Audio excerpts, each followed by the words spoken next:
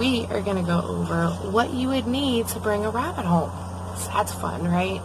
So the first thing you're going to need is a cage or an X pen to keep them in. And you got to remember that rabbits need space to move. So the cages that they sell in the stores are 9 times out of 10 too small for them, especially if you don't add on a playpen for them to play in. They need the space to move. They need it. I personally started out with making my own CNC cages. I started that by doing my guinea pig's cage as a CNC cage, and then I figured, rabbits that would probably work really well for them too, and it does. I have 2 CNC cages that I made. It started out as one big one, but I had to separate them, unfortunately. So I have 2 CNC cages. So you got your cage, or you can use an X pen as their cage. So then you have your cage.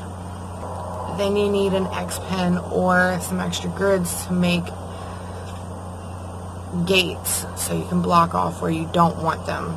If you want them in one room, then you can block off the pathways to other rooms with the X pens or the grids or baby gates even. When I started, I just kind of used whatever was around.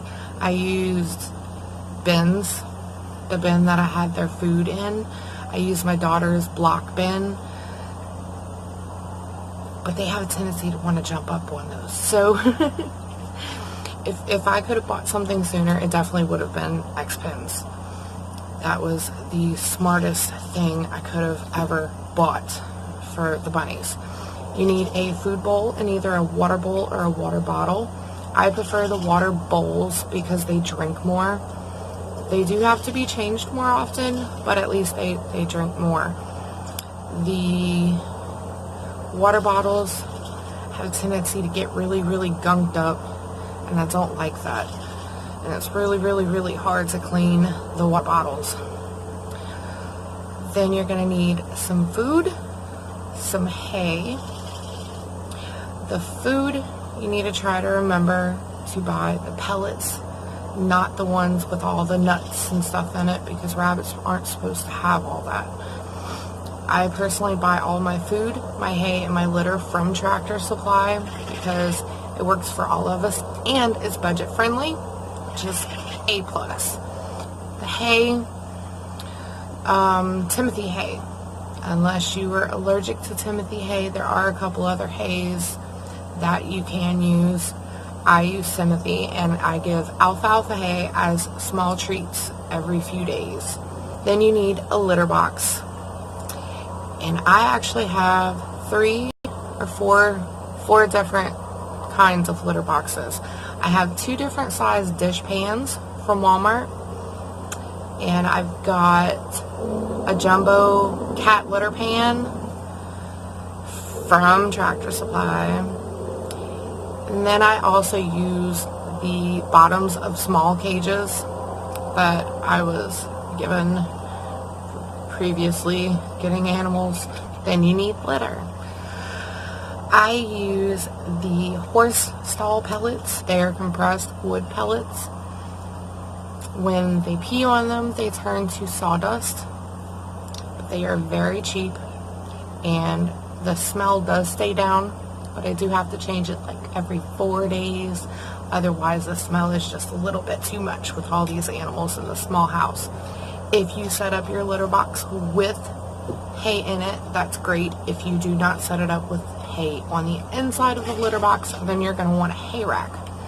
There are a couple of my rabbits that I actually put a hay rack as well as the hay in the litter box because they eat so much hay. So it's whatever your rabbit wants, really. If you don't buy a hay rack and they eat a ton of hay and you can't keep up with it, fill a Kleenex box with hay and give that to them too. That just seems like an extra toy. It's okay, they love it. Which brings us to toys. You're going to need some toys. I use large cat balls, baby keys, slinkies, pine cones, apple sticks. I fill toilet paper tubes up with hay. I make different little knots and braids with the brown packing paper because they like to shred it. I do cardboard mats.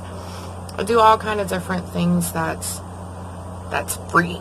That's things that you have laying around the house. Why not use that? With 9 rabbits and 2 guinea pigs, it's really easy to just go spend tons of money on toys.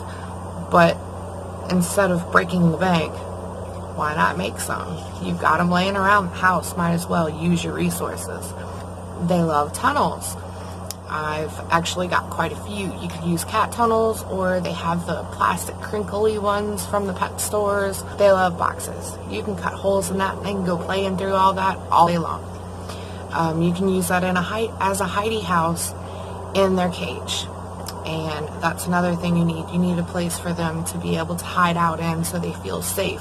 You can use a pet carrier inside of the cage if you want to. If they prefer that, then that's fine. I've got one rabbit that loves that.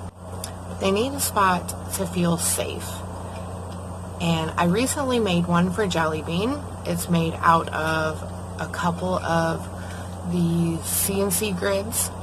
And it's got some pieces of fleece that hang down from it. So it's a little fleece forest. And I covered it with a blanket so she could jump on top of it. She loves it. She pretty much lives in that thing. I've made one out of a bin and flipped it upside down, cut a hole in it. I put hay in it. That one is a very, very popular one as well. Some of the rabbits that I have just like to have a little shelter on top. So I use, underneath a level as their little hiding area, and they're totally okay with that. And then there's others that actually want to get in something. I have Duncan and Radar that don't really care for hiding in things. They just like to be out and flop. They are really people-y rabbits. They just want to be seen. They're attention hogs. I do have a Heidi in Hef's cage because sometimes the floor will get a little chilly in here, so I wanted him to have a little spot that he could feel warm and snuggly. You're gonna need a blanket, a rug, something down on the bottom of the cage. That way they've got something to grip onto. For a while I just put my cages on top of my carpet, and then I realized that wasn't really very easy to clean. So I would put fleece blankets down, which the fur comes up really easy. You can use large towels or whatever you think your rabbit won't destroy. I have, in a couple of the corners of a couple different cages, I have some ceramic tiles because I have diggers that like to dig in one corner. So instead of them digging up whatever flooring I have down, I put a tile there. And not only does it stop them from digging through everything, but it's actually a really cool spot to lay down if it gets too warm, or if they just want to chill out for the day. You're gonna need a brush of some sort. I was very curious about the flea buster comb, and I found out you can make a DIY one that works just as well. So I did that a little over a year ago, and I love it. It is the only thing that pulls fur out instead of just floofing it around the room. It actually goes in the comb. It's a flea comb and some rubber bands, and you just intertwine the rubber bands and you make it happen. And I do plan to do a DIY video on that in the future because I think it's just really, really great. You can make one for just a few dollars instead of going buy one for almost 20 bucks or a little bit more, and it does the same thing. But it's perfect when the rabbits are molting, and you want to make sure that you get the fur off of them so they're not ingesting that, because they do clean themselves a lot. You're going to want some nail trimmers. I bought a pair of small animal ones for the rabbits, and it doesn't do very well on larger nails, so I had to buy a small dog nail clipper. They work fantastic. They're so much better on larger nails. Duncan's nails, I actually use the large dog nail trimmer because his nails are just so huge.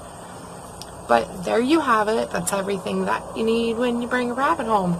So if you have any questions or anything, feel free to comment.